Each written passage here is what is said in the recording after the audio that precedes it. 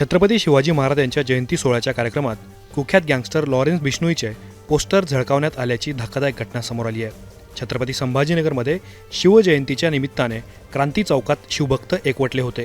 त्यावेळी भगव्या कपड्यांमध्ये आलेल्या एका तरुणाने लॉरेन्स बिश्नोईचा फोटो असलेला पोस्टर झळकावला। त्यानंतर आता या घटनेचा व्हिडिओ सोशल मीडियावरती व्हायरल झाला आहे।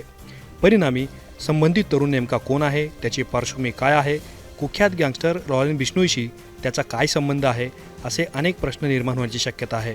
शिवजयंतीच्या कार्यक्रमामध्ये तरुणाने जे पोस्टर झळकावलं त्यावर जय श्रीराम जय शिवराय, हम गांधी को नहीं छत्रपती शिवाजी महाराज और महाराणा प्रताप जैसे आंधी को मानने वाले है असं लिहिलेलं होतं।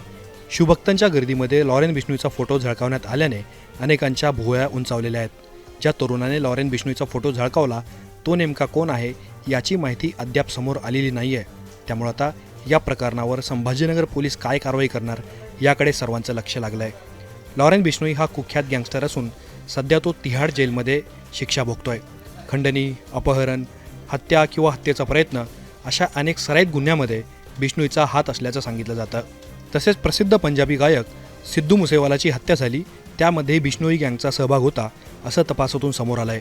त्यामुळे आता अशा कुख्यात गँगस्टरचा फोटो छत्रपती शिवाजी महाराज यांच्या जयंती सोहळ्याच्या कार्यक्रमात का व कोणी झळकावला या प्रश्नाचं उत्तर अजूनही मिळालेलं नाही आहे। ब्युरो रिपोर्ट, मुंबई तक।